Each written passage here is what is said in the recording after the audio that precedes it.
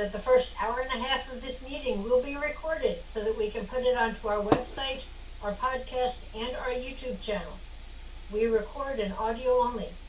Feel free to use the podcast on our website along with your big book as a resource if you missed the study portion of the meeting. The study portion is also listed on the website so you can follow along. Tonight's recap will start on page 84, where it says, "This thought brings us," and it will end on page 85, where it says, "Means more action." And our study tonight will start on page 85, step 11 suggests, and will end on page 87, we come to rely upon it.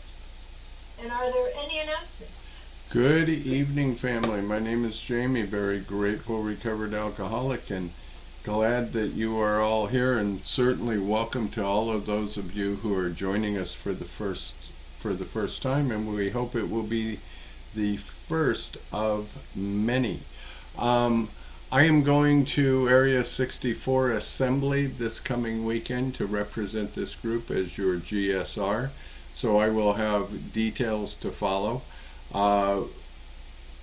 The fourth quarter assembly is going to be in November, so we're going to have a group conscience in between the two, which will be held on October 14th at 6:30 p.m. right here in this very room. If you are not a home group member of this group, but you would like to attend our group conscience and see how it is that we operate, we would love to have you come as an observer, and who knows, that might help you to decide whether or not you want to become a member of this group.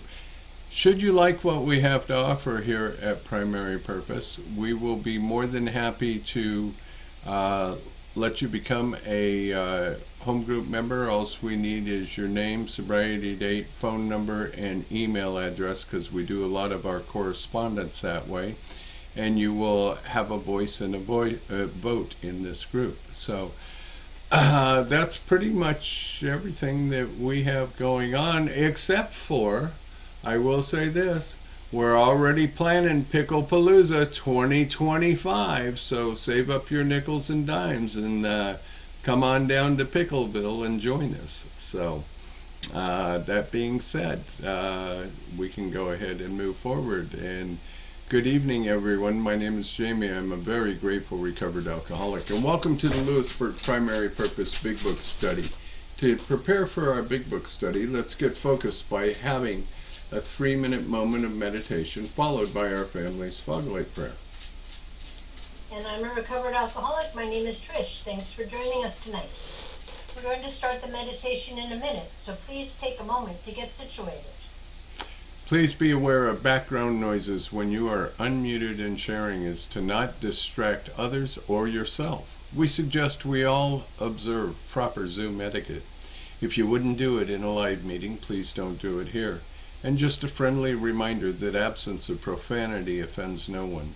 Please keep yourself muted during someone else's share, and we will call on you in the order that hands are raised. From the foreword to the first edition of Alcoholics Anonymous. We of Alcoholics Anonymous are many thousands of men and women who have recovered from a seemingly hopeless state of mind and body. To show other alcoholics precisely how we have recovered is the main purpose of this book and of this group.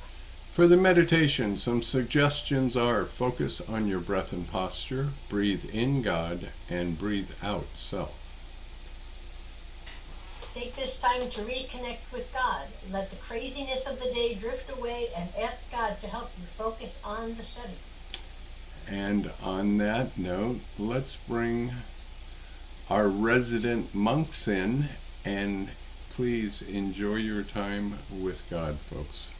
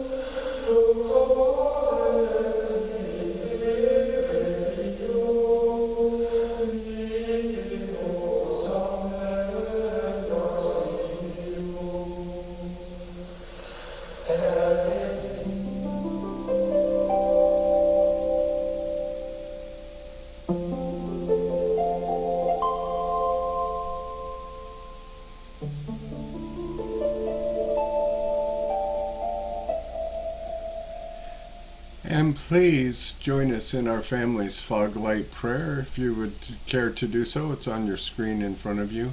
God, let your love shine through us like a fog light, so that those that are lost, sick, and dying can find your love through us. Amen. And let's have our secretary's report. Come on in, Lisa. Hi everyone, my name is Lisa and I'm your recovered alcoholic secretary. I've asked Kenny to read the recovered statement. We read this notice to explain why many people in this group identify as recovered rather than recovering, and what it exactly means to be a recovered alcoholic. Take it away, Kenny. Okay, good evening everyone. Recovered. We are not cured of alcoholism. Recovered but not cured. That presents a conflict to some alcoholics. If we was cured, we would be able to drink responsibly. No, we are not cured. The allergic reaction to alcohol will remain with us for a lifetime. But we have been restored to sanity. That was the problem. The main problem of the alcoholic centers in his mind rather than in his body. Page 23. We are now sane where alcohol is concerned. Consequently, we have recovered. Thank you. Thank you, Kenny. Thank you for joining us tonight. We meet every Tuesday starting at 5:30 p.m. Central Time with the Gerbil Fellowship Cage, where we chatter for an hour before the start of the meeting. Feel free to bring side dishes to share with the buzzards. Our Big Book study starts promptly at 6:30 p.m. Central Time, and we ask that you be courteous and ready to begin at the sound of the foghorn. We take our Big Book study seriously. Because of this, chat will be disabled during the study. In the 1940s, when the only elements to sobriety were God, a Big Book, and one recovered alcoholic working with an untreated alcoholic, the success rate was as follows. From the foreword to the second edition of Alcoholics Anonymous, page XX of Alcoholics who came to AA and really tried, 50% got sober at once and remained that way. 25% sobered up after some relapsed, and the remainder, those who stayed on with AA, showed improvement. Can we have a show of hands of people joining us for the first time? We have a few. Welcome. Glad to have you. Welcome, Annie. Welcome, Mike. Hi. And we've got a phone number. Welcome. Glad to have you all with us. Hi, Candace, alcoholic. Welcome. Glad to have you with us. And recovered alcoholics, these are your potential sponsors. Is anyone celebrating a milestone this week?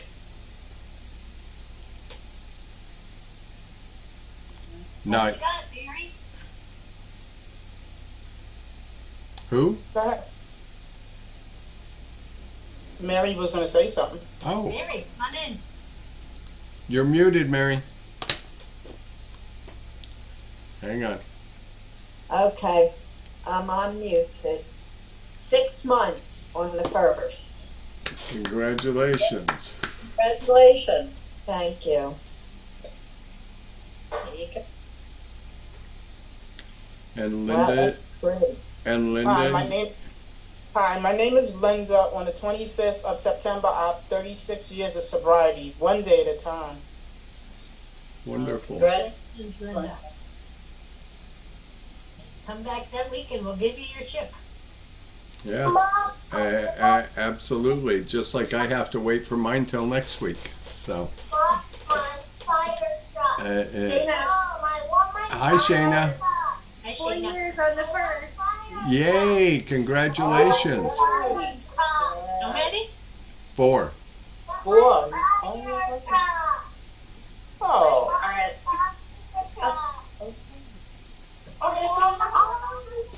hey. Yay. Congratulations. Thank you.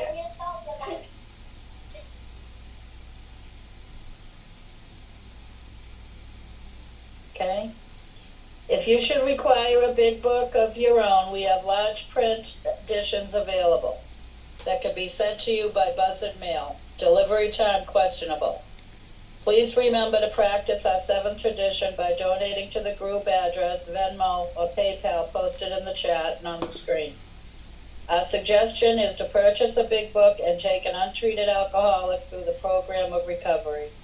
Please visit our website posted in the chat. Thank you. See you next week. Thank you so much, Lisa. Thank you for your service tonight. Kenny, thank you for your service as well. And let me get back to the script here. From chapter 2, there is a solution. The tremendous fact for every one of us is that we have discovered a common solution. We have a way out on which we can absolutely agree and upon which we can join in brotherly and harmonious action. This is the great news this book carries to those who suffer from alcoholism. This is an open meeting, and as such, all who have an interest in alcoholism and our program of recovery are welcome. Because this is an open meeting, you need not identify yourself nor your reason for being here if you do not wish to do so. Your anonymity will be protected. We ask that you protect ours. I think we both got distracted by answering the door. While this is an open meeting, membership in this group is limited to those who wish to recover from alcoholism and have a desire to stop drinking for good and all. Each member of Alcoholics Anonymous is a potential sponsor of a new member and should clearly recognize the obligations and duties of such a responsibility. Before we begin our study of the Big Book, last week we reviewed Tradition 5. Tonight, let's take a quick look at Tradition 6. Please refer to page 562 of Alcoholics Anonymous. And come on in, Linda. My name is Linda. I'm an alcoholic. I'm going to read the first part. Tradition 6, an AA group ought never endorse, finance, or lend the AA name to any related facility or outside enterprise. These problems of money, property, and prestige divert us from our primary purpose. What they're saying in this tradition is that we're not going to lend our name to any entity, press, radio, or film, any corporations. If it's a rehab place like Seafield or one of those other places, Phoenix House, we cannot, or there was another one, we cannot, they can use our 12 steps if they want. They can have AA meetings in their facility if they want. But they can't, they can't use our name. They cannot use our name, for for their promotional purposes. They can't use our name. And we can't go ahead and we can't be like a facilitator or a source of a company making money. We're not going to endorse. We're not going to lend our name to any enterprise because that diverts us from our primary purpose. In the Tradition 6, 157, where it says years ago, this principle of no endorsement was put to a vital test. And it's a very good story. It's a long story, but I'm going to read it quickly. No endorsement was put to a vital test. Some of the great distilling companies proposed to go into the field of alcohol education. It would be a good thing, they believed, for the liquor trade to show a sense of public responsibility.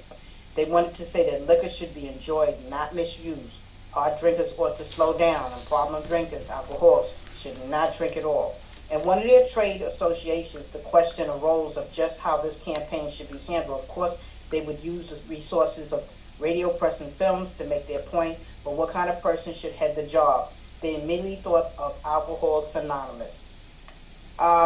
So at that point, AAs, we went back and forth and we spoke about it with each other, and this is how this tradition came about, and we had to decline.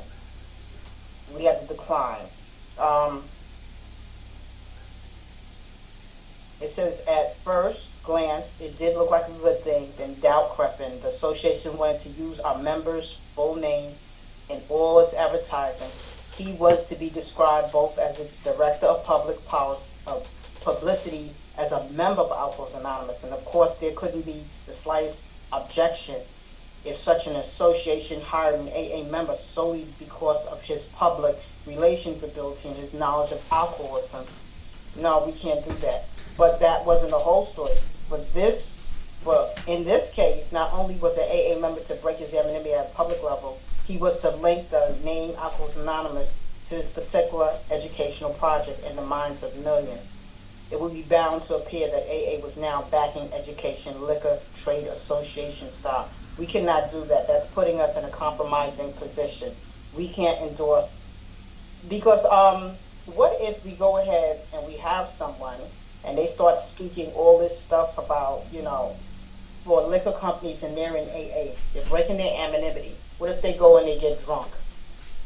We don't have any one person that represents AA. We have our general service office, okay, and they represent AA. But one individual cannot do that, because what if they go and they get drunk? We can't do two things. They say don't talk two sides out of your mouth. Basically, that's what they mean. We can't say that it's about recovery and not drinking, but then we're going to go ahead and endorse a liquor company. We can't do that. It's defeating the whole purpose. It looks pretty hypocritical. And it sends mixed messages to the public and to people in AA. It's confusing. It diverts us from our primary purpose. I had a situation in my meeting, and a guy was banned because he was sitting in meeting talking about he's thinking about bringing more parties and this and that to AA, and we were sitting there looking at him. And in my mind, I'm like, he's in an AA meeting. What is he sharing? So, then he tells me, he says, well, who's the one who started this meeting? I said, all the trusted servants, all of us here. And then he said, well, it'd be a good money maker for the church, because we could charge money. We don't endorse or lend the AA name. If he wants to do that, then he needs to go to a hall and rent the hall and this and that, but not in the church. Number one, the pastor she was like, oh no, and at that point, it was like, this guy doesn't understand about the traditions. He's too busy trying to run around like a little kid and have fun, and he's not thinking about the traditions. Plus, if you want to talk about starting anything, why don't you talk about starting a big book study? Why don't you start talking about, a beginner's meeting? Why don't you talk about getting yourself into, service positions above the group level? Why don't you think about something constructive like that? Instead of, that mentality of still being out there drinking, running around partying and craziness. and I had to let her know this is unacceptable. I said, plus we have this tradition. Read the tradition 6, because we're not going to lend our name, and we're not a money maker for the church. I said, that's the kind of ideas that you have? I said, not here. I said, not here, not in this meeting. And we had to protect the meeting. We did eventually ban him because he was starting some kind of trouble. And we have to keep focus on what our purpose is. What is our purpose? Stay sober and help another alcoholic to achieve sobriety. So basically, if you read this right here on 157, years ago, this principle of no endorsement was put to the test. And then read it all the way to the end. It's a really good story, and it's a definitely good, comprehensible explanation of what we're talking about. And then it talks about all the complexities that comes with it. And there's a lot of complexities. We can't get caught up in controversy. We can't get all into all these complexities. We have to stick straight to what our primary purpose is, and that's to stay sober and help another alcoholic to achieve sobriety. Thank you for letting me share on that tradition. Thank you so much, Linda, and thank you for doing the last 3 weeks. You've done a wonderful job. And next week, we will have another traditionalist coming in for a 3-week rotation. So it's time for our weekly segment of That Ain't in the Book. We hear a lot of stuff said in meetings that can't be reconciled with the program as described in the Big Book of Alcoholics Anonymous. One of the things we often hear is, you don't need a shrink. You have an alcoholic personality, and you will never need, or all you will ever need is the first 164 pages of the Big Book. So Art is going to come in and tell us what the Big Book actually has to say about it from page 133 in the second paragraph. Welcome, Art. You're muted, sir. You got to unmute your phone.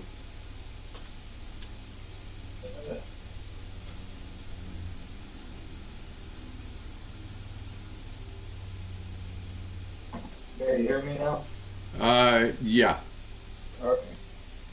Hello everybody, my name is Art. I'm a grateful recovered alcoholic. But this does not mean that we disregard human health measures.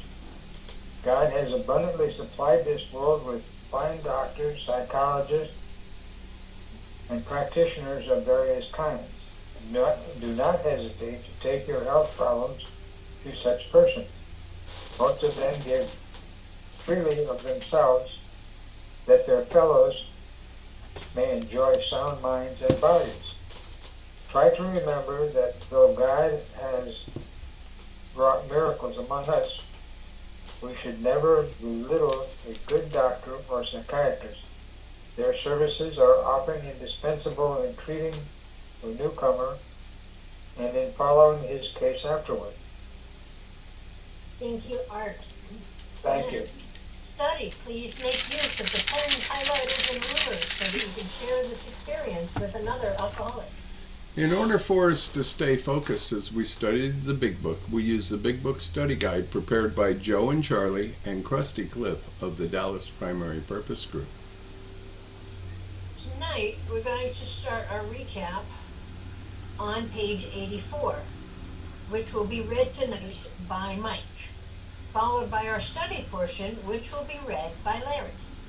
After the page is read, we will ask questions from the imaginary podium, starting back at our study portion that was read by Larry.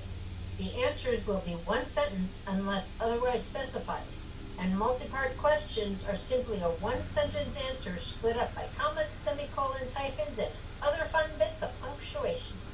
I know you enjoyed taking my part there. Basically, in English, what that means is we are going to read the material once through and then dissect the information a second time through the question and answer format.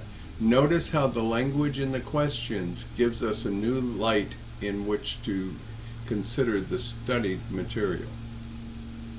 This is important because hearing the question and rereading the content offers a definite way of comprehending the material covered. After we've completed the study, we open for comment, questions, and observations based on what was just read. If you have spiritual experiences on this information, you are free to share.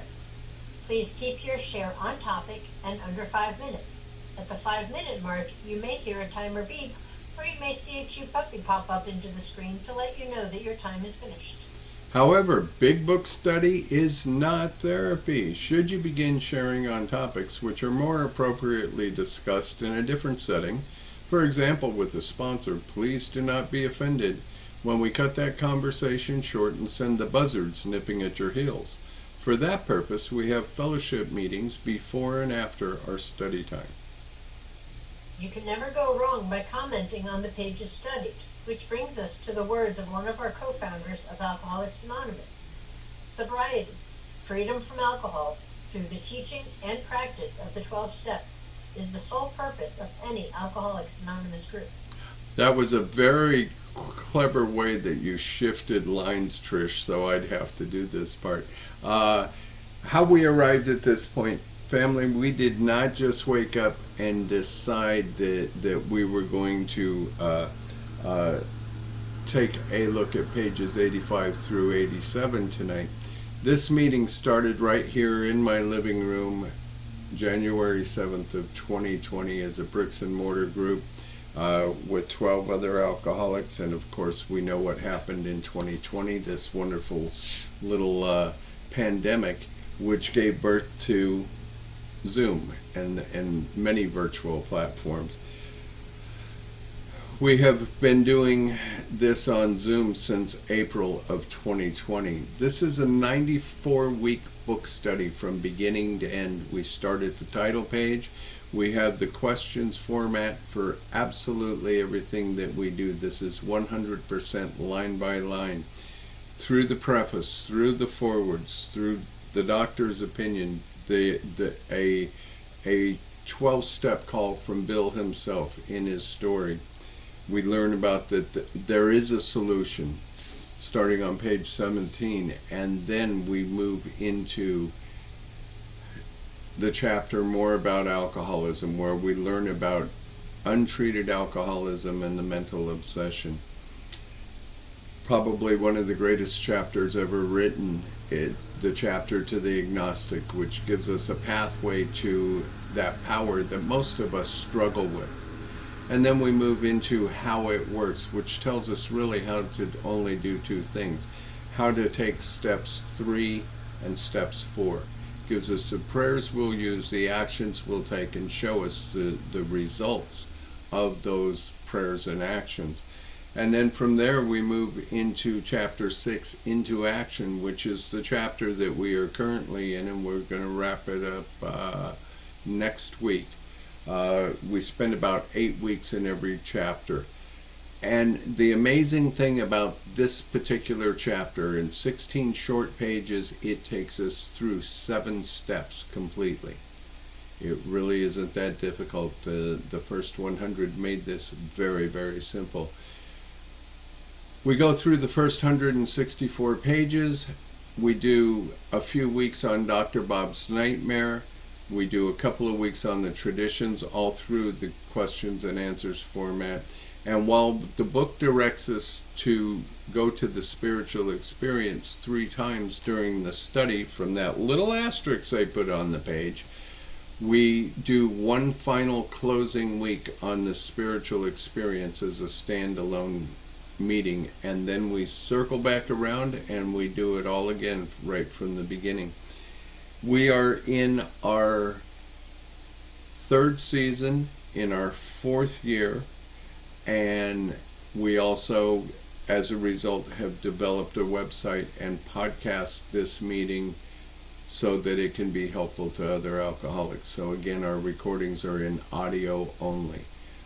So if you don't want to be on the recording, disguise your voice, use a different name, speak in a foreign language or something, and nobody will know who you are.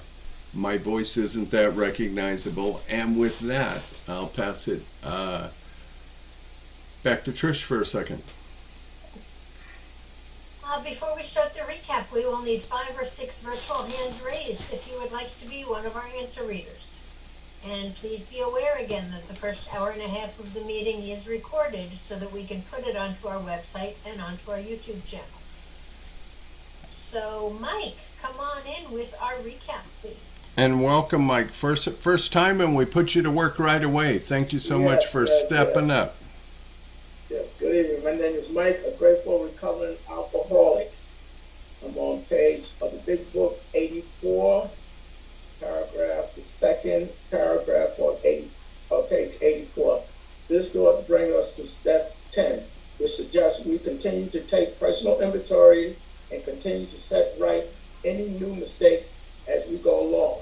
We vigorously commence this way of living as we clean up the past. We have entered the world of spirit. Our next function is to grow in understanding and the effectiveness. This is not an overnight matter. It should continue for our lifetime. Continue to watch for our selflessness, our dishonesty, resentment, and fear. When these crop up, we ask God at once to remove them. We discuss them with someone immediately and make amends quickly if we have harmed anyone. Then we resolutely return our thoughts to someone we can help. Love and tolerance of others is our code. And we have ceased fighting anything or anyone, even alcohol. For by this time, sanity will have returned. We will seldom be interested in liquor. If tempted, we recoil from it as from a hot flame. We react sanely and normally and will find this has happened automatically. We will see that our new attitude towards liquor has been given us without any thought or effort on our part. It just comes. That is the miracle of it. We are not fighting it. Neither are we avoiding temptation. We feel as though we had been placed in a position of neutrality, safe and protected. We have not even sworn off. Instead, the problem has been removed. It does not exist for us. We are neither cocky nor are we afraid. That is our experience. That is how we react to, so long as we keep and fit spiritual condition. It is easy to let up on spiritual program of action and rest on our morals. We are headed for trouble if we do. For alcohol is a subtle foe. We are not cured of alcoholism. What we really have is a daily reprieve contingent on the maintenance of our spiritual condition. Every day is a day when we must carry the vision of God's will into all our activities. How can I best serve thee? Thy will, not mine, be done. These are the thoughts which must go with us constantly. We can exercise our willpower along with this line, all we wish. It is the proper use of the will. Much has already been said about receiving strength, inspiration, and direction from Him who has all knowledge and power. If we have carefully followed the directions, we have begun to see the flow of His Spirit into us. To some extent, we have become God conscious. We have begun to develop this vital sixth sense. We must go further, and that means more action. Thank you so much, Mike. What a joy to have you. And Larry's going to come in a second, but we could use another 2 or 3 more volunteers to be question answers tonight when we get to it, if you would be so kind, folks. And Scuba Pickle, dive on in there. You're muted, Larry. Larry, you are muted. Know how it happened, but okay. There you go. I'm Larry, and I'm an alcoholic.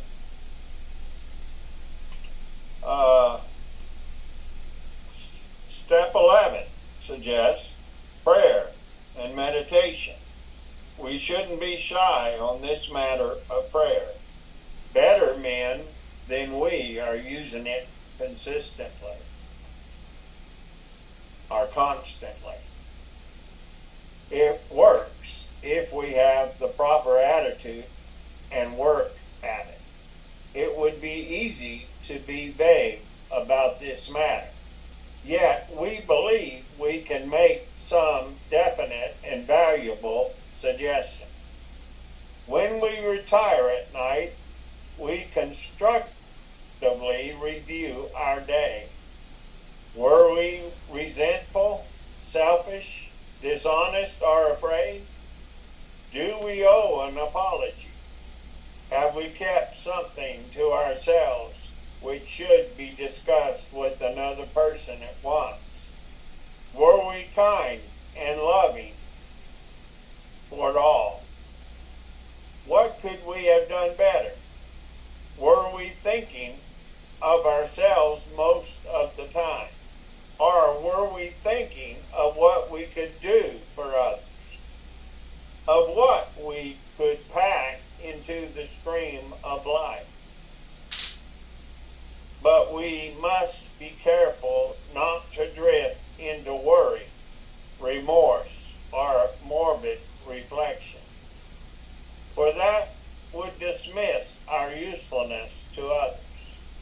After making our review, we ask God's forgiveness and inquire what corrective measures should be taken. On awakening, let us think about the 24 hours ahead. We consider our plans for the day. Before we begin, we ask God to direct our thinking, especially asking that it be divorced from self-pity, dishonest, and self-seeking motives. Under these conditions, we can employ our mental faculties with assurance, for after all, God gave us brains to use. Our thought life will be placed on a much higher plane when our thinking is cleared of wrong motives. In thinking about our day, we may face indecision. We may not be able to determine which course to take. Here we ask God for inspiration, an intuitive thought, or a decision. We relax and take it easy. We don't struggle. We are often surprised how the right answers come after we have tried this for a while.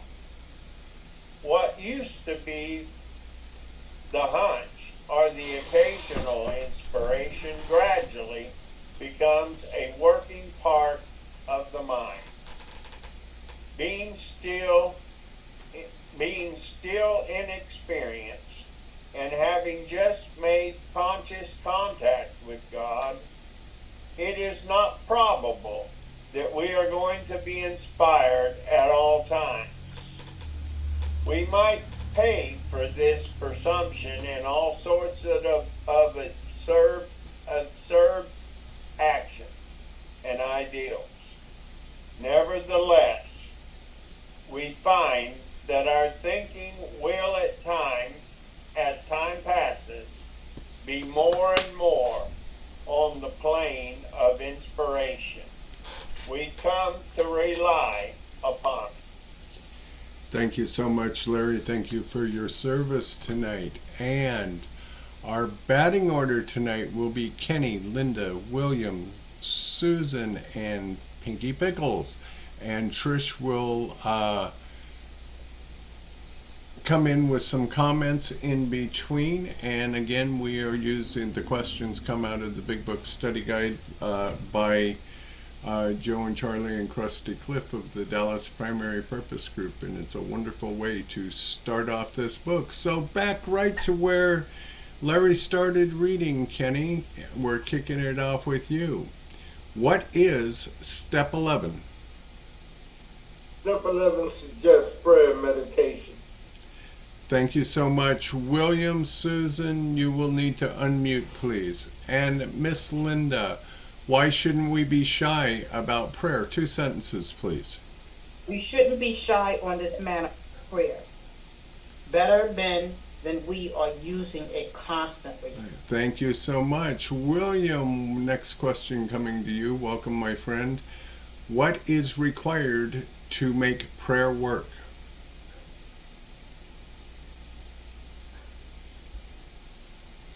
I'm gonna let you pass me. Oh, okay. Susan, will you take that question? What is required to make prayer work? It works if we have the proper attitude and work at it. Thank you so much. And Pinky, what would be easy? It would be easy to be vague about this matter. Thank you. Kenny, coming right back to you, sir. How did the first 100 believe they could help us here? Yet we believe we can make some definite and valuable suggestions. Thank you. And Trish, come on in with comments. The first of many, sought through prayer and meditation to improve our conscious contact with God as we understood Him, praying only for the knowledge of His will for us and the power to carry that out. Prayer is talking to God, and meditation is trying to listen to His still voice. He gave us 2 ears and 1 mouth. From that, may it be a clue as to how important it is to try to follow the directions we were given in this book for learning how to communicate with our Heavenly Father. Thank you. And Miss Linda, coming back to you. What do we do at bedtime? When we retire at night, we constructively review our day. We hear a lot about the 10th step inventory. This is the 11th step inventory. While they are similar in nature, there are subtle differences. And then here we begin to receive directions for meditation. William, 2-part question. A, what is the first question we must answer? And B, what 4 things do we continue to look for? I'm lost here. Jamie. It's I just dropped. What page is it? Give me the page. Give me the page. 6 were we. 86, and it starts with were we resentful. 86. Well, we were. Middle of the So page. what paragraph? Middle of the In page. the middle of the page. Okay. Presented. Okay. Our day was when we retired. Okay. Selfish concerns, the things that we have kept some. No. Were we resentful? And it asks 3 other things. I still don't see it. Oh, okay. Well, hover right around that area, and I'll go to Susan, and that'll let you catch up. Susan, same question, 2-part question to you. Were we resentful, selfish, dishonest, or afraid? Thank you. No, that's it right there. Is this continuing step 4 and step 10? Should I not only ask if I was resentful, dishonest, selfish, dishonest, or afraid, but also ask why? And Pinky, coming to you, what is the second question we must answer? Do we owe an apology? Is this continuing steps 8 and 9? Thank you. Kenny, coming back to you, sir. What is the third question we must answer? Have we kept something to ourselves which should be discussed with another person at once? Is this continuing step 5? Linda, what is the 4th question we must answer? Were we kind and loving toward all? Is this love and service to God and the people about us? William, what is the 5th question we must answer? What could we have done better? And there you go, right on track. Susan, what is the 6th question we must answer? Were we thinking of ourselves most of the time? Thank you. Is this selfishness and self-centeredness? And Kenny, Pinky, coming to you. 2-part question. A, what is the 7th question we must answer? And B, what is the 8th question we must answer? So you get a twofer. Or were we thinking of what we could do for others, of what we could pack into the stream of life? Thank you. Love and service to all. Kenny, coming back to you, two-part question. A, what must we be careful not to do? And B, why? But we must be careful not to drift into worry, remorse, or morbid reflection, for that would diminish our usefulness to others. Thank you, Miss Linda. After meditating on these questions, what do we pray? After making our review with God, after making our review, we ask God's forgiveness and inquire what corrective measures should be taken. Again, the book gives us specific directions on what we are to do and the order that we are to do them. William, coming to you, sir. What is the first thing we should do when we wake up in the morning? On awakening, let us think about the 24 hours ahead. Thank you. And Miss Susan, what do we consider? We consider our plans for the day. Thank you. And Pinky, what prayer do we apply before we begin? Before we begin, we ask God to direct our thinking, especially asking that it be divorced from self-pity, dishonest, or self-seeking motives. This is the 11-step prayer. And here we are given the instructions on how to start our day so that we do not drag yesterday's problems into today. Kenny, two-part question. A, what can we do under these conditions? And B, why did God give us brains to use in the first place? Under these conditions, we can employ our mental faculties with assurance, for after all, God gave us brains to use. Thank you. Miss Linda, where will we now find our thought life? Our thought life placed on a much higher plane. Thought life will be placed, I'm reading it twice. Our thought life will be placed on, wait a minute. Okay. Our thought life will be placed on a much higher plane when our thinking is clear of wrong motives. Perfect. Does this appear to be a promise? William, considering the day ahead, what may we face? In thinking about our day we may face in this season, we may not be able to determine. That's it right there. Oh, okay. Just indecision. Thank you. Susan, Right. Susan, coming to you. What may we not be able to do? We may not be able to determine which course to take. Thank you. Pinky, what do we pray? Here we ask God for inspiration, an intuitive thought or decision. Is this another prayer? And Kenny, coming back to you. How do we begin to learn to practice quiet meditation? 2 sentences, please. We relax and take it easy. We don't struggle. Thank you. Miss Linda, what will surprise us after we practice these directions? We are often surprised how the right answers come after we have tried this for a while. Does this appear to be another promise? Yes, no matter how dark. William, what do hunches and what do hunches and inspirations become for us? What used to be a hunch or occasional inspiration will gradually become a working part of the mind. Thank you. And does this appear to be repeating another promise?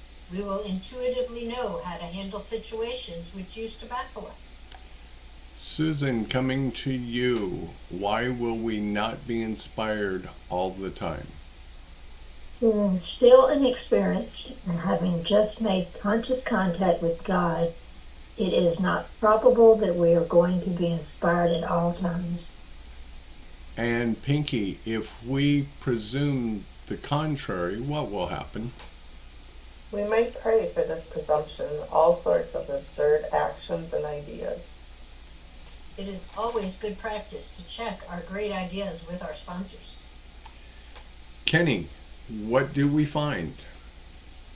Nevertheless, we find that our thinking will, at time past, will be more and more on plane with inspiration. We come to rely Whoops. upon it. Okay, go. It's all good. Go ahead with your comment, Trish. And do these appear to be other promises? And Miss Linda, the last line is worth repeating.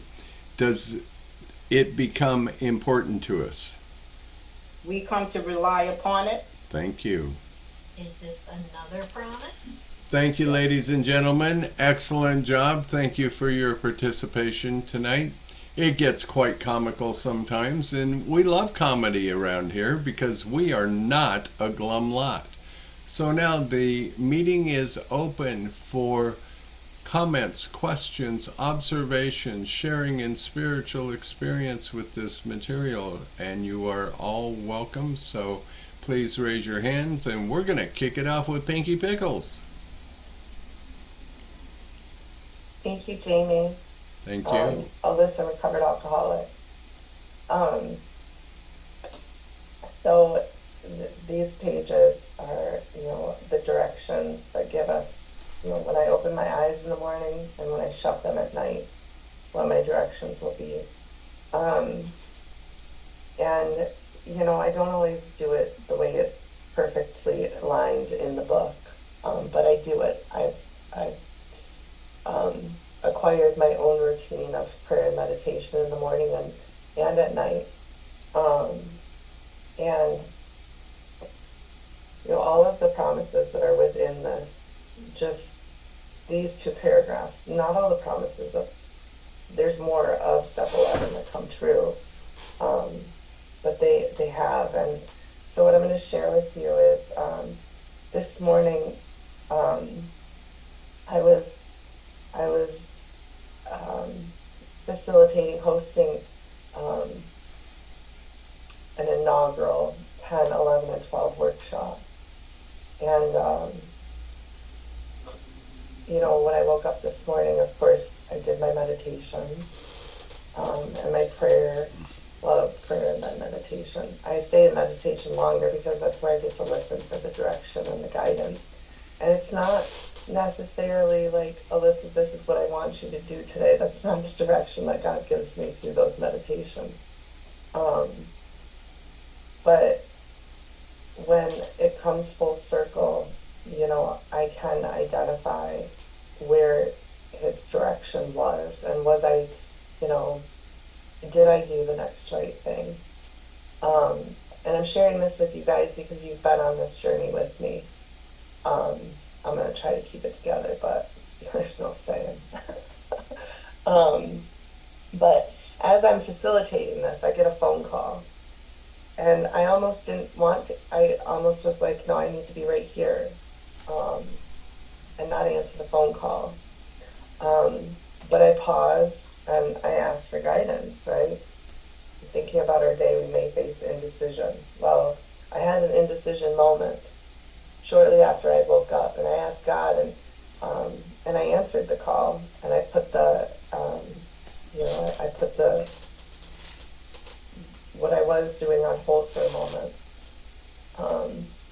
And I gained enough information to know that that's where I needed to be, was on that phone call, so I had someone else take over what I was doing so that the rest of the group could move on. And I finished that phone call, and it was a promise coming true. It was the result of prayer and meditation. It was a result of 10, 11, and 12 while I was, it was when I woke up today, I set my intentions of leading this, facilitating this workshop, that I had spent, time with another recovered alcoholic and God, putting this together. And God's plans were so much bigger just for that workshop, not just for the result that I received this morning by that phone call, but just for that workshop. And I'm still processing it. Like it's still such a miracle that I'm still processing it all. But, my intention was, just to expand, enlarge someone else's spiritual life on, 10, 11, and 12. Little did I know that he was going to be like, here is,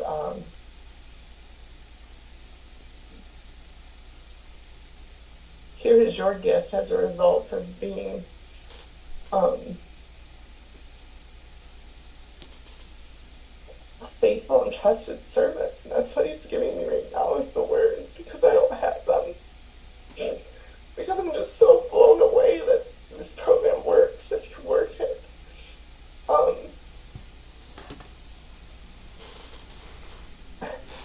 I'm going to be talking to my baby girl sooner than I expected. Miracles are happening not just for me, but those around me. And it's a direct result of 10, 11, and 12, living in 10, 11, and 12 in that prayer and meditation.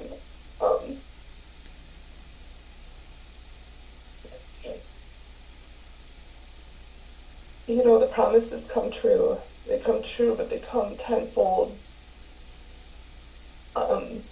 I fully haven't grasped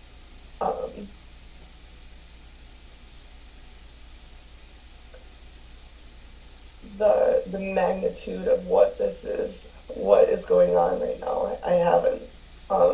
Even almost, 10 and a half hours later, I still haven't been able to process the full magnitude, because he's not done yet. More, this is just a beginning.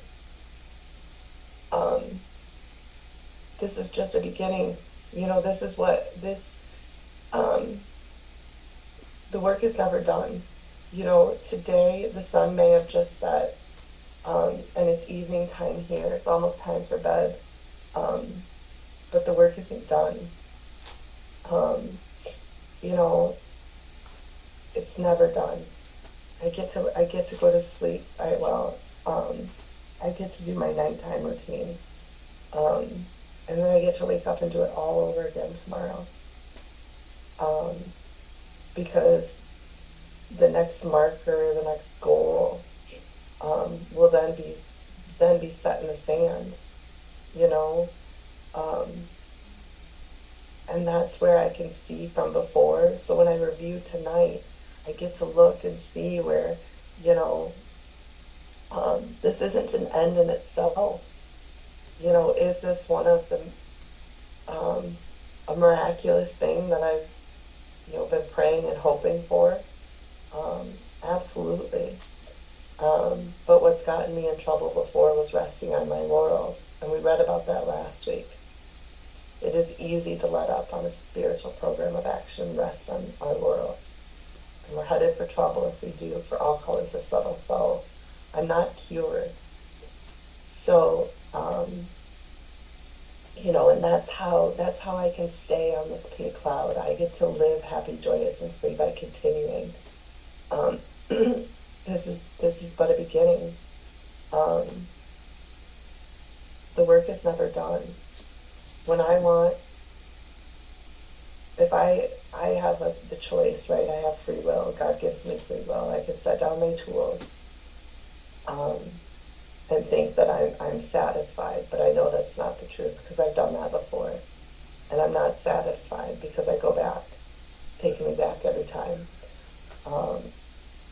So for me to even see that, to even say that in the midst of this, this miracle, and it's all because of God, the one who has all power. There is one. It says there is one who has all power. That one is God. May you find him now. So this is a result of God. The work that I put in, yes, I had to put in the work. But God makes this possible. And so I can see why he chose this morning. Why he, it's picture perfect. His plans are perfect.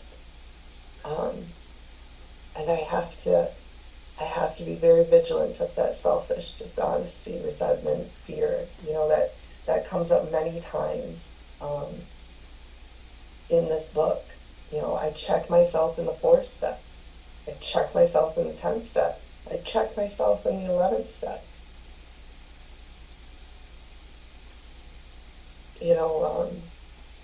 I'm aware. I do try to practice these principles in all of my affairs.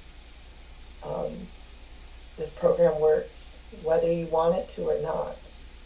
It's up to you whether it's going to work for you, because, it worked for everybody else. It wasn't working for me because I wasn't putting in the action. It does work. And it will continue to work because I'm not willing to stop putting in the action. And I've acknowledged that today, even after this. This is just, like I said, there's still so much for me to just grasp, because this is miraculous beyond anything I could have ever done. Just like I said in July, I walked in with an expectation, and I walked out with being blown away with the opportunity that I was given. And again, right now, today I woke up, I set my intentions. Well, was I blown away? And I can see why he does this in a public view, right? For me to see, he does this in a way so that you guys can see me work through this too. You can see me break down the miracles and the promises and the suggestions as they're outlined, the clear-cut directions as they're outlined in the big book. We trudge this road of happy destiny together. So, when I have that moment of doubt, I can remember that, no, my fellow Pickle shared with me about this, and they kept going, and this is why we keep going, we do this together. It's made sense to me before, but it's in big events, and sometimes it's in small events. But I'm not done. More will be revealed. This is but a beginning of this chapter that God has been armoring me up for.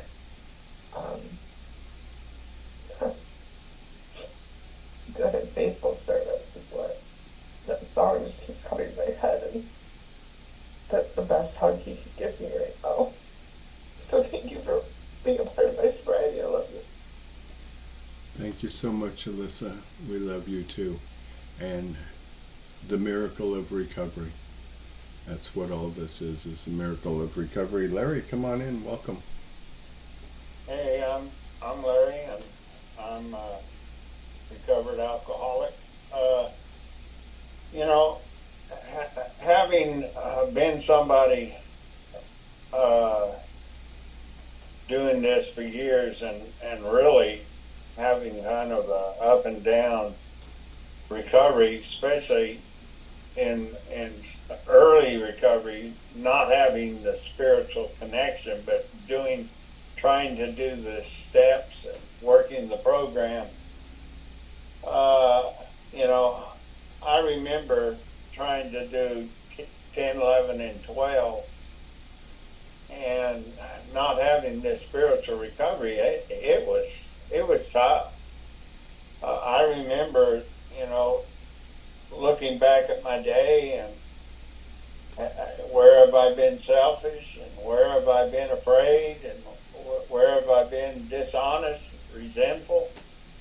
And when I think about all those things, man, I'd get bummed out because I had nowhere to ask for forgiveness, really.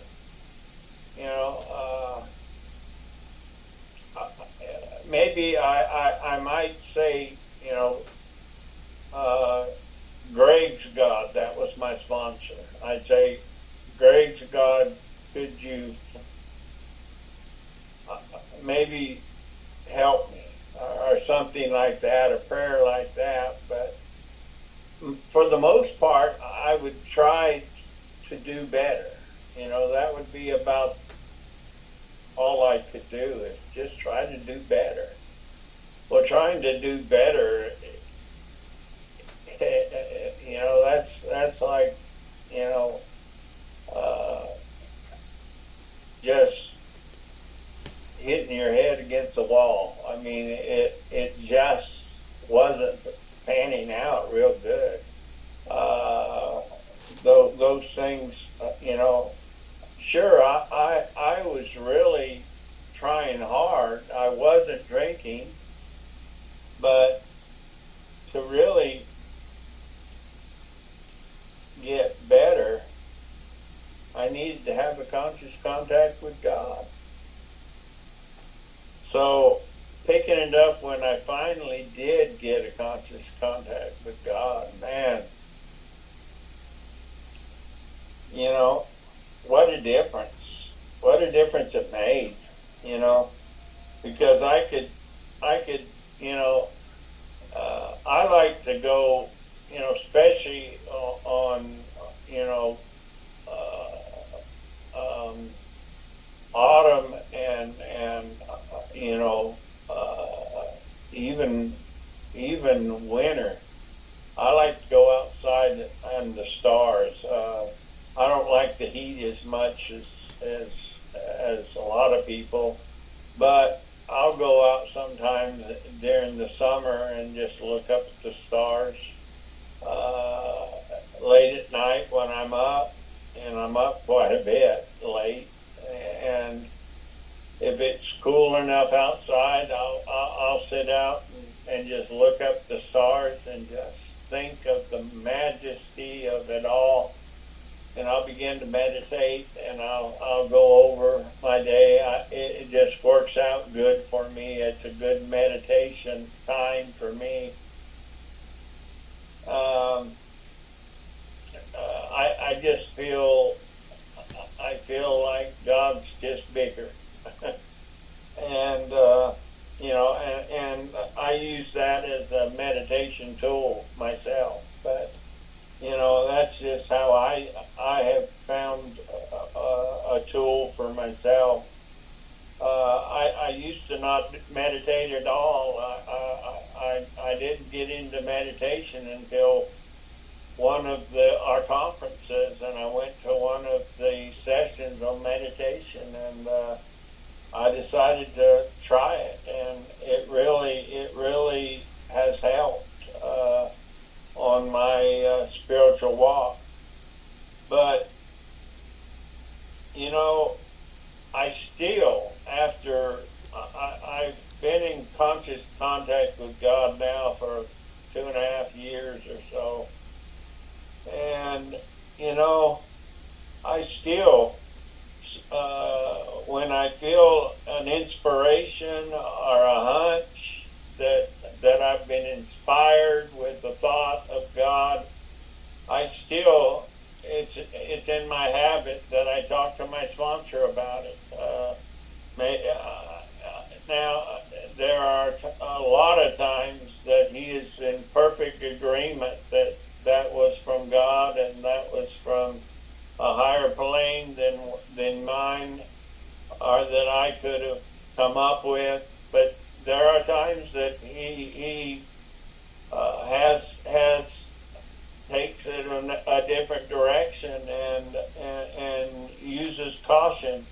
And I usually listen to him because I trust his judgment. He's been in this for 49 years, and I think it's wise to listen to wise counsel.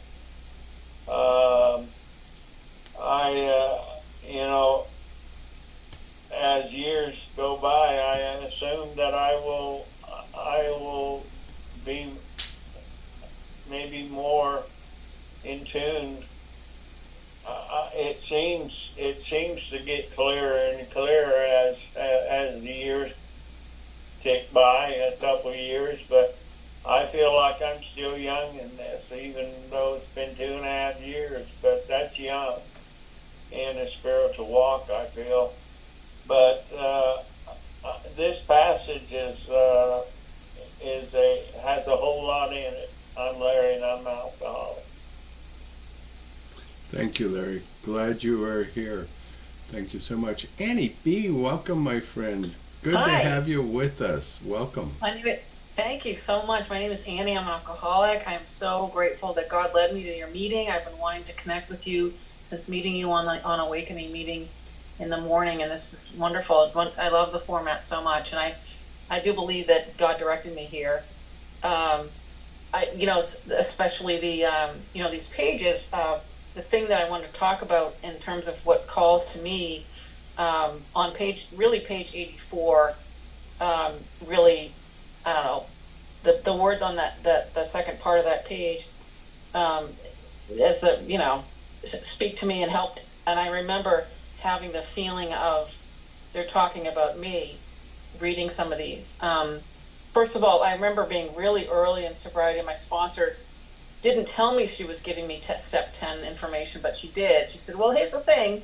When you go to bed at night, I want you to think about, were you, selfish, resentful, self-seeking, or afraid?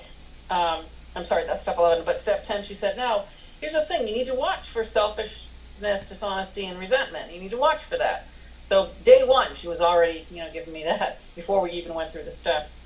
The thing that I noticed that got me, though, is when it says, we have ceased fighting anything or anyone. And then earlier in how it works, it talks about we were always in collision with, trying to run things on our own, always colliding. Well, that described me. And then later it says we relax and take it easy. So it's all related for me to stop fighting. Like the message that I got, this alcoholic got, was stop fighting. Like stop fighting. Whatever it is you're fighting, stop. And you will not collide with life like you had been. And and I had those experiences. And I think I'm sort of laughing to myself because as I'm going through something now that's pretty acute, I'm trying to accomplish something in my family, trying to make it happen. I've been praying for, well, what's your will? What's your will? And guess what? I mean, the answer comes, not how I thought it would, but the answer I got was ask for help. Cease fighting, stop fighting, and ask for help. Because I don't have the answers to the thing.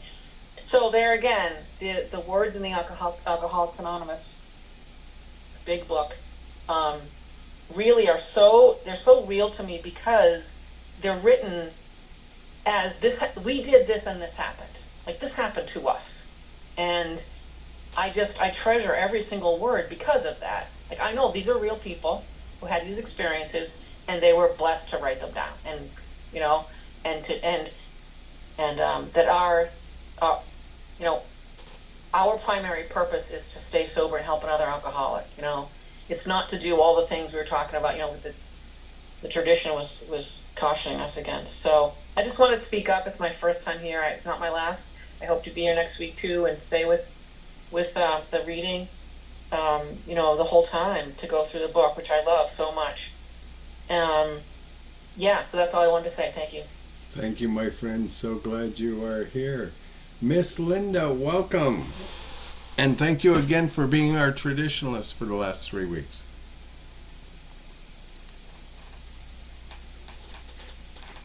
Linda, are you there? She might have gotten a phone call. Trish, come on in. Hey everybody, I'm Trish, I'm an alcoholic.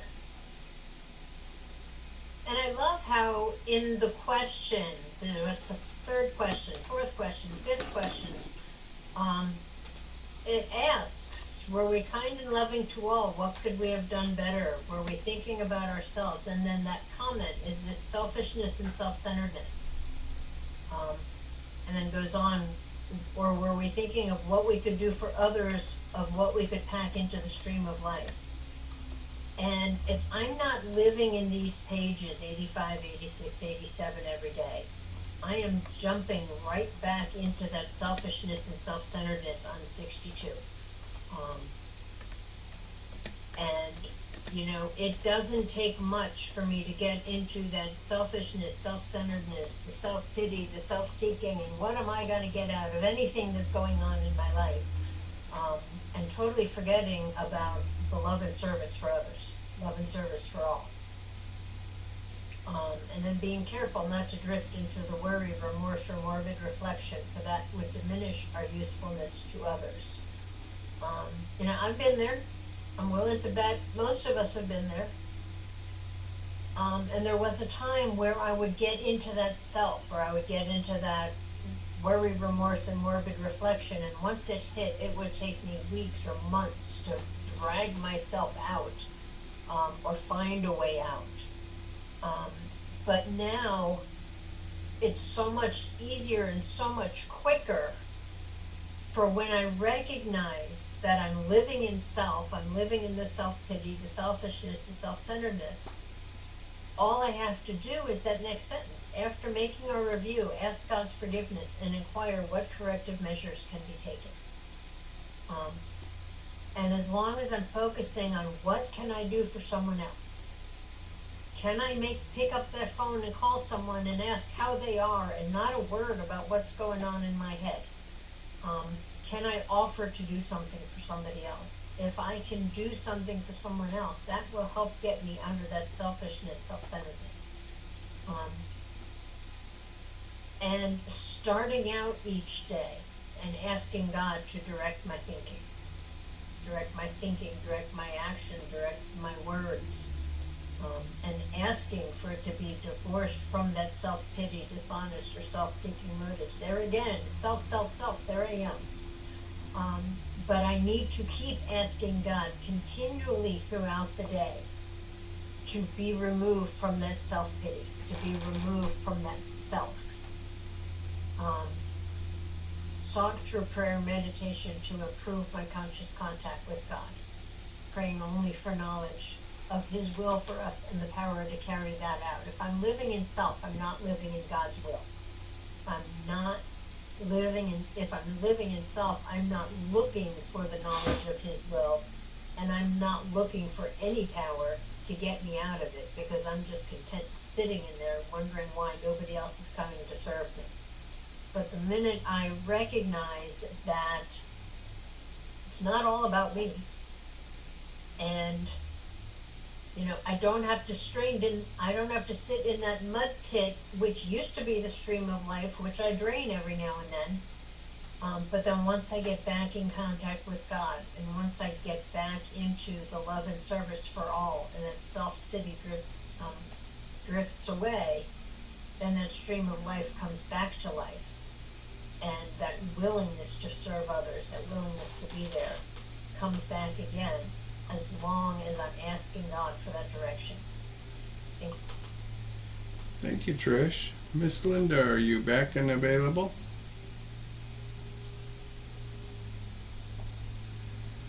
Alrighty, I'll go ahead and jump in. Okay, William, go ahead, jump in. Jump in, William. The water's fine. Thank you. I just want to say hello to everybody. My name is William Alcoholic. Whenever we read stuff like this, it gives me a chance to see, look back over my life and see where I was at when I came to Alcoholics Anonymous, the progress that I have made since I've been in Alcoholics Anonymous. And definitely, it's a day at a time and a practice.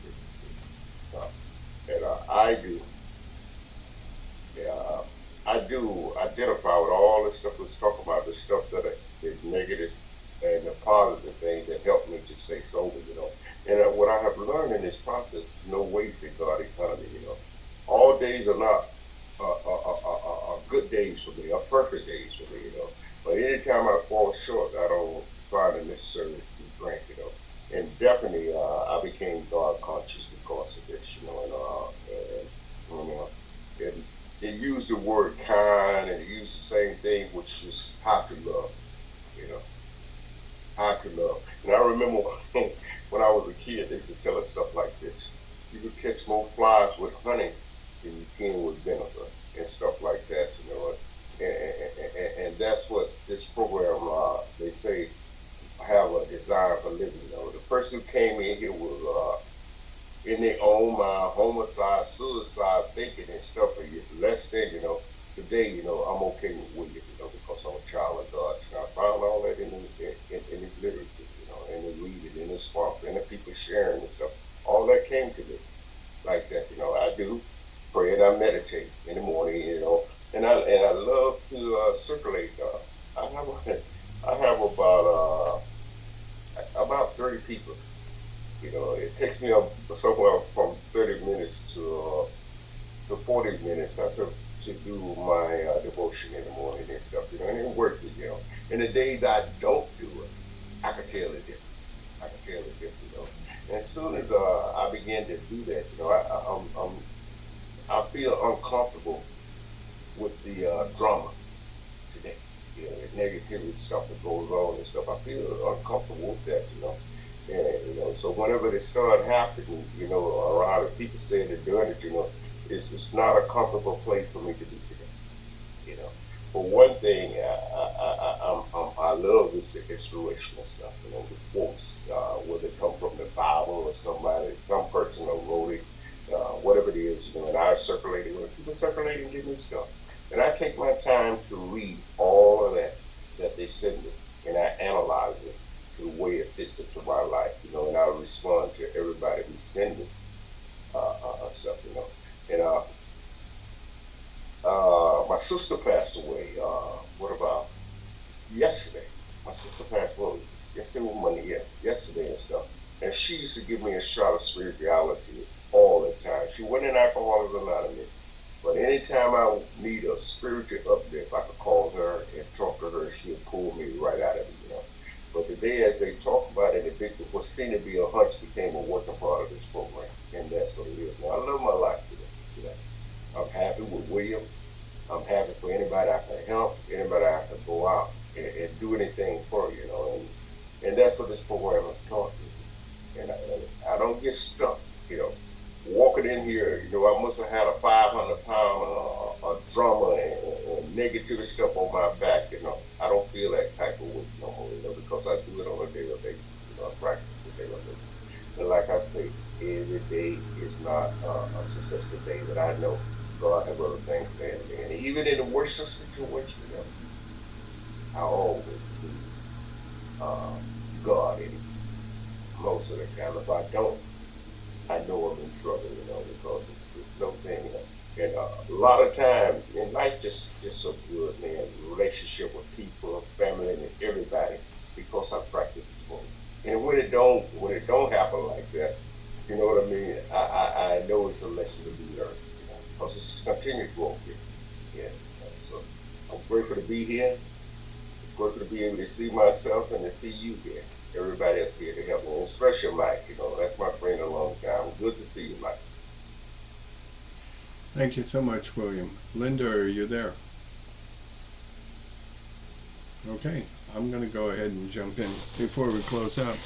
Good evening, family. My name is Jamie. I am an extreme... Sorry, I'm here. Okay, go ahead, Linda. I went to the ladies' room. My name is Linda, and I'm an alcoholic. And I just wanted to say that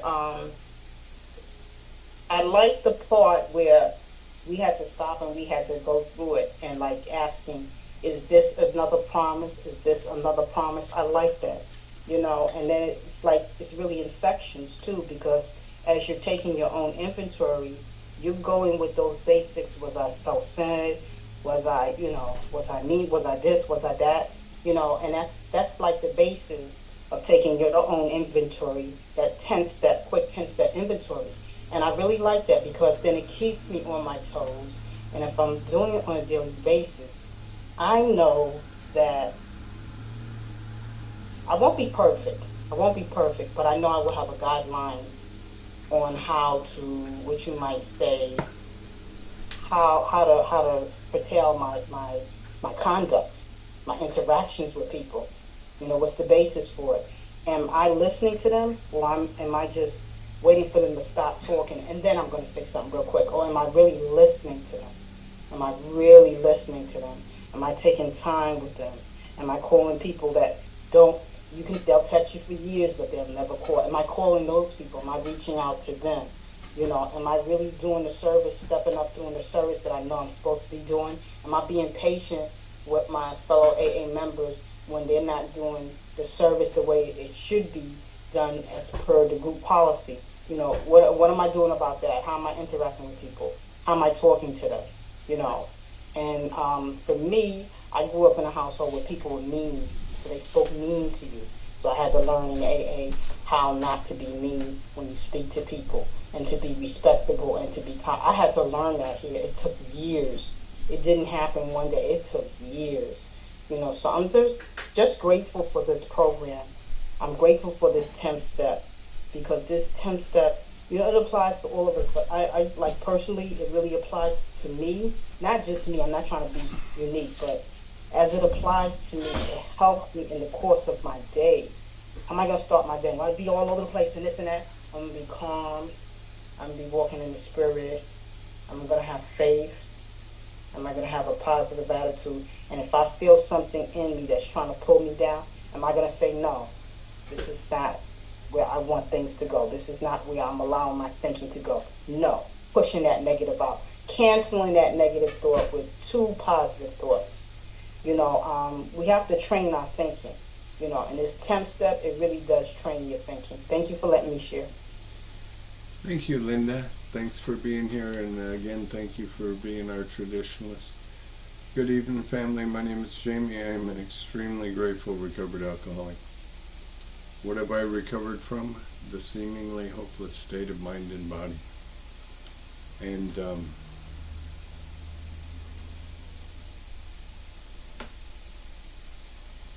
lot of feelings, a lot of emotions in this meeting tonight.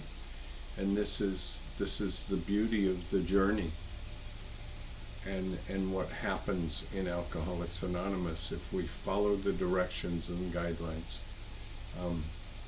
I have no doubt that 34 years ago, right now, my mother was practicing everything that we read, because I was busy checking into detox. I always say the 2 most important days of my life are the day that I took my last drink and checked into detox the same day, and today, the day that I'm living in. Everything else in between is a bunch of days. Some really, really great days, and some really, really horrible days with a lot of pain and a lot of emotion. And for those of you who happen to follow another book aside from the big book, you will know that the book of wisdom, Proverbs, is referred to as she. And the wonderful thing, as I was sitting and listening to some of my outside literature this morning, because it is a way that I connect with that power. Here's what occurred to me. Wisdom is not born out of everything going well in life. Wisdom is born out of pain, out of struggle, out of difficulty, out of life's lessons on this journey. And the joy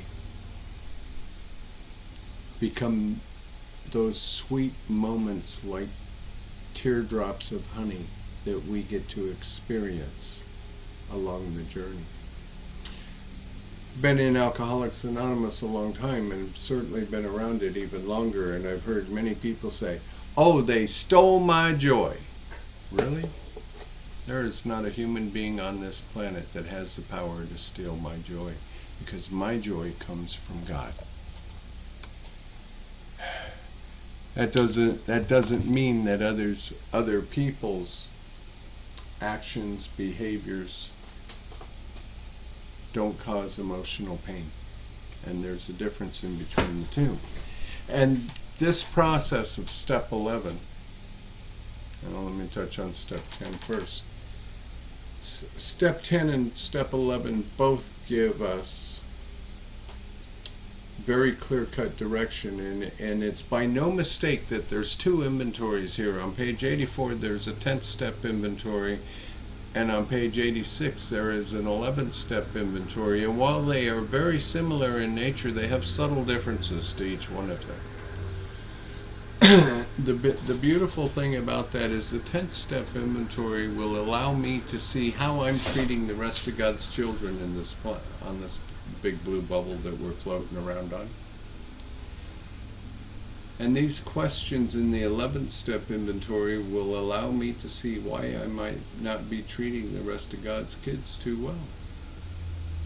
Especially when it brings me back to the selfishness, the self-centeredness, the dishonesty, the fear, and all of the things that go with that. And it gives me both of these inventories give me a very, very specific order of process. How many of us have something going on in our life and we pick up the phone and we go, hello, are you there? Let me tell you all about this. But that's not what our book tells us to do. Our book tells us that we talk to God and then we talk to someone. My sponsor, in his wisdom, said to me many years ago, and this answer has been right ever since he said it, is, Jamie, sometimes the only way I know how to get from where you are to where you need to be is through prayer. That has been the right answer 100% of the time.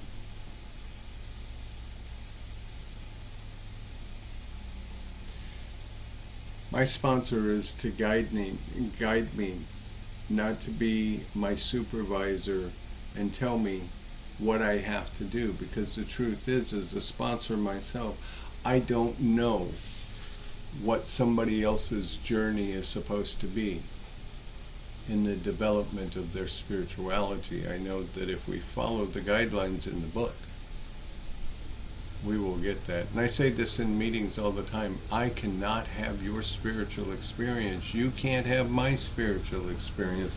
And the only way for me to have a spiritual experience is to take the actions that will produce it. What a beautiful thing that is. That I'm not responsible for what the rest of you think or what the rest of the world thinks. I'm only responsible to take my own action. And I love the breakdown on this because it gives me very clear-cut guidelines of the order that things should happen in order for me to achieve peace, love, serenity, harmony, compassion throughout my day. Next week we're going to go into something else. We're going to go into another 11th step prayer starting at the bottom of page 87, which is the original. We all go to the 12 and 12 and go to the prayer of St. Francis, where the 11th step prayer on page 99, but it is a modified version of the prayer of St. Francis. So, really? Did they not have a prayer that they used for 16 years before the 12 and 12 was printed? Really? So we find it at the bottom of page 87.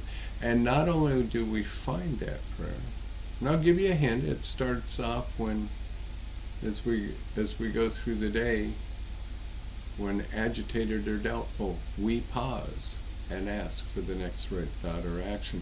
And then it goes on to give us some promises that are a result of praying the prayer and taking the actions. Life is a magnificent, magnificent journey. 34 years ago tonight, right about this time in California time, I was checking in at a detox going, no, I don't need to be here. I can do this. I got this. And when Willie and Gaylord walked me into the green detox couch, it happened to have been a candlelight meeting. And I had this overwhelming spiritual feeling. And my brain said, I am home, with people that I certainly would not ordinarily mix with. but the common bond of alcoholism brought me to the place where I get to sit and be here tonight.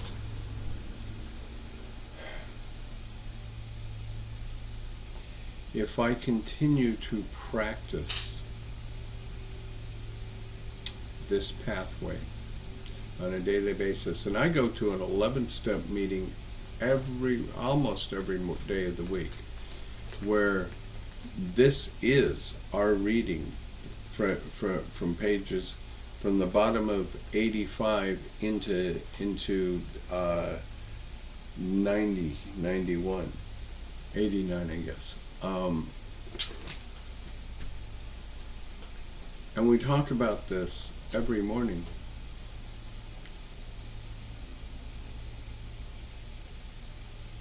But I love the breakdown that comes through the question format of this, because it truly does make me ask this question.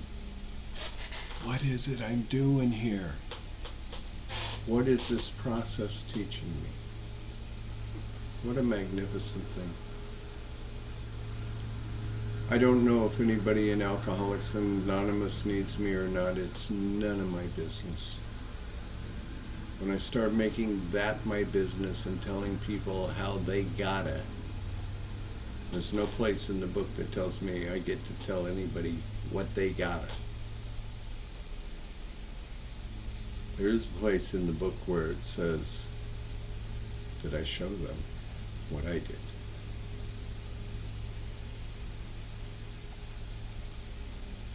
The simplicity of my prayer life every morning, and I use these prayers, but the simplicity of my prayer life is, Father, thank you.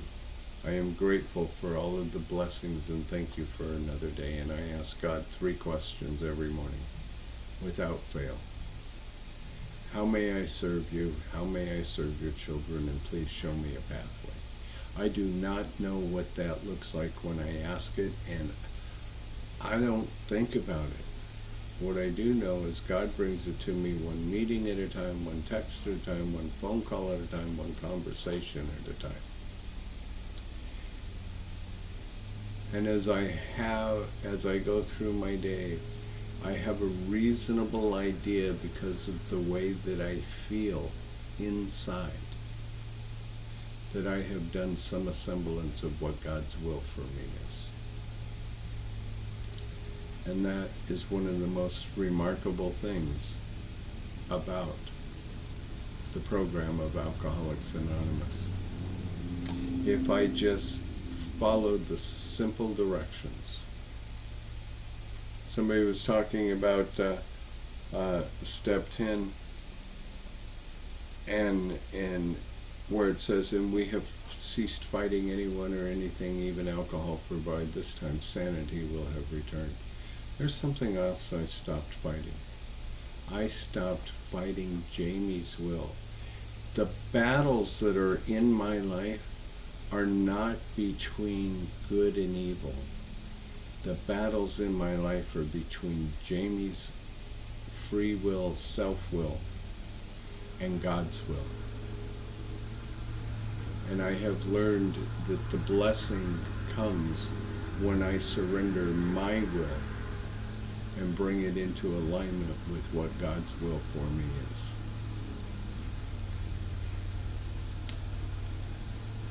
I could see myself with a drink in my hand or non-conference approved substances, and I know where it will take me.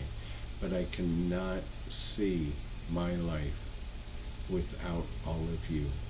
I cannot see my life without the fellowship and the program of Alcoholics Anonymous and the deep bonds that I have made with so many of you.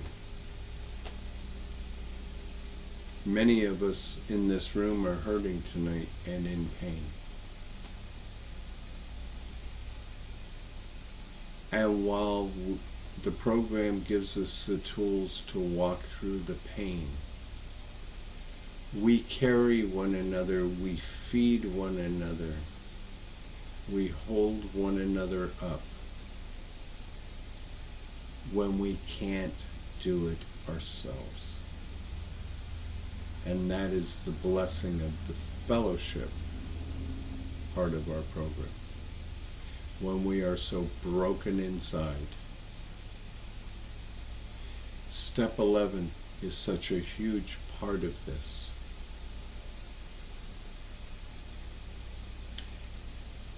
If you struggle with prayer, it's real simple.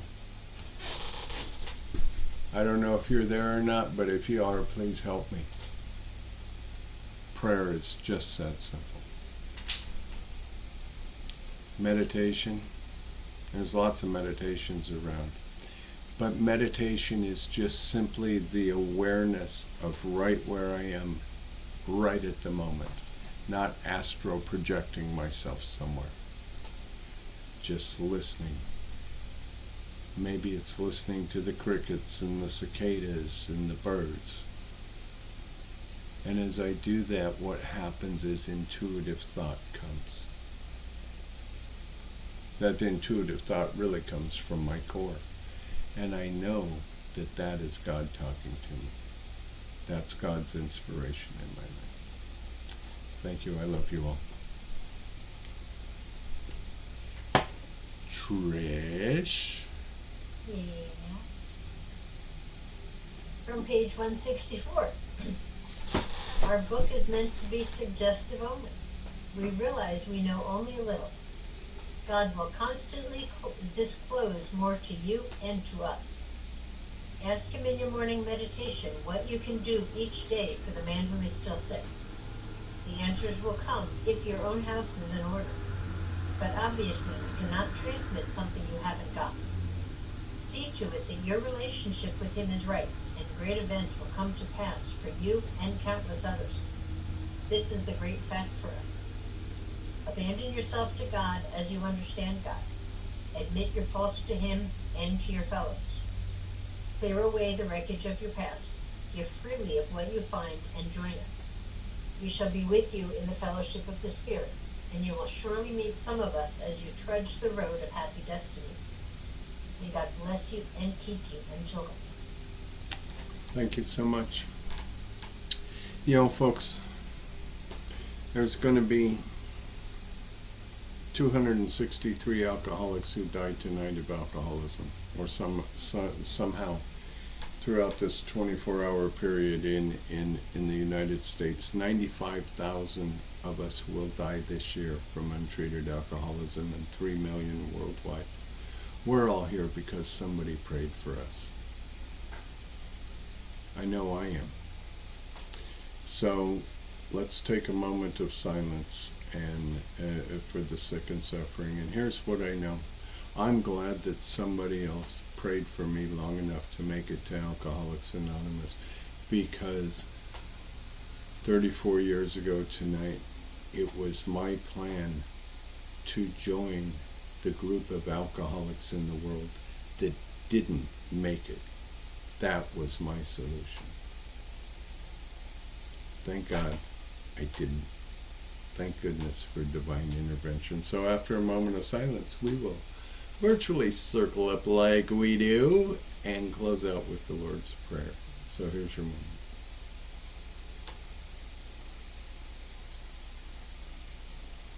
Thank you. And who will take us from shame to grace if we let Him? Our Father, who art in heaven, hallowed be thy name.